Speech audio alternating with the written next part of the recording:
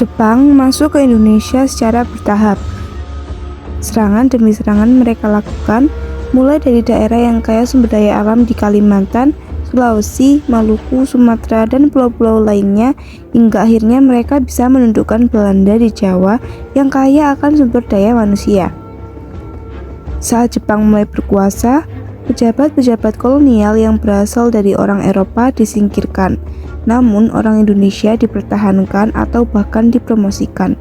Mereka dapat menduduki jabatan yang dulunya hanya untuk orang Eropa.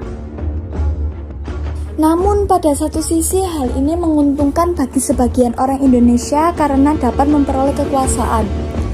Di sisi lain hal ini menjadikan mereka sebagai kolaborator Jepang yang dalam beberapa hal berarti membantu Jepang menindas rakyat Indonesia.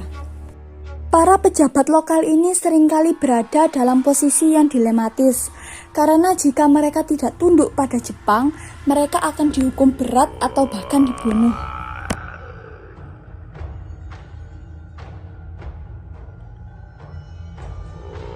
Meski tidak berlangsung lebih dari 300 tahun, seperti penjajahan Belanda, masa penjajahan Jepang atas wilayah Nusantara Indonesia dari tahun 1942 hingga 1945 memberikan 4 besar dalam perjalanan sejarah bangsa Indonesia.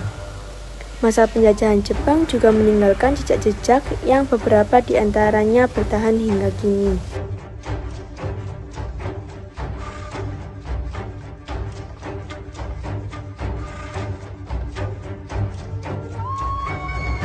Militer Jepang menyerbu dan kemudian merebut wilayah Indonesia yang kala itu masih bernama Hindia Belanda dalam waktu yang sangat singkat.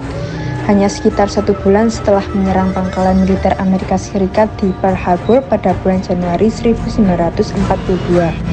Pasukan Jepang menyerang dan menguasai Tarakan Kalimantan Timur satu persatu, kemudian wilayah Balikpapan, Ambon, Kendari, dan Pontianak juga diserang dan bisa dikuasai dalam bulan yang sama.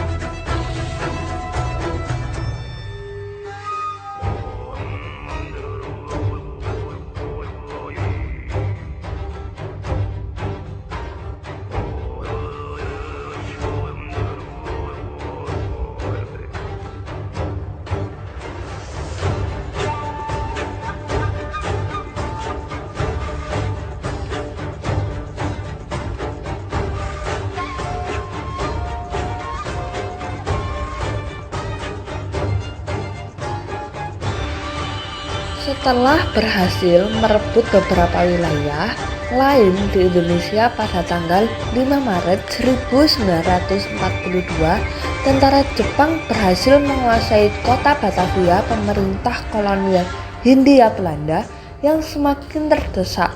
Akhirnya menyerah tanpa syarat kepada Jepang melalui perjanjian Kalijati di Jawa Barat pada tanggal 8 Maret 1942.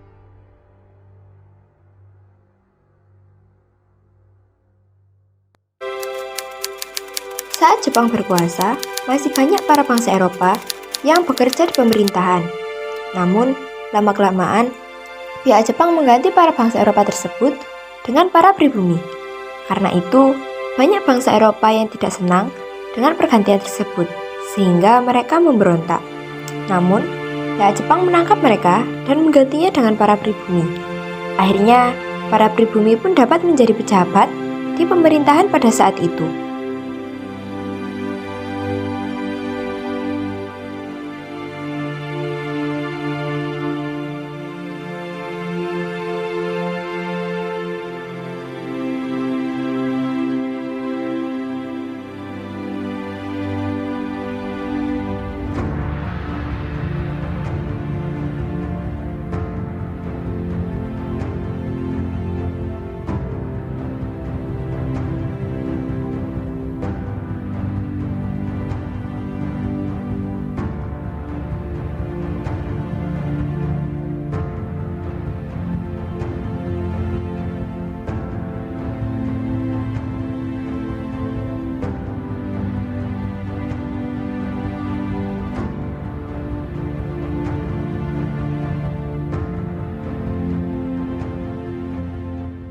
Behind the scene.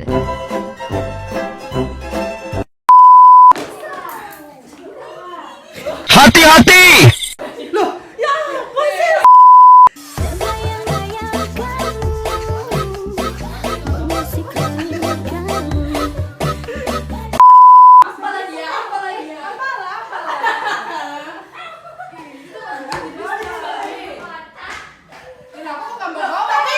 Hanya Allah yang tahu bagaimana perasaan aku sakit.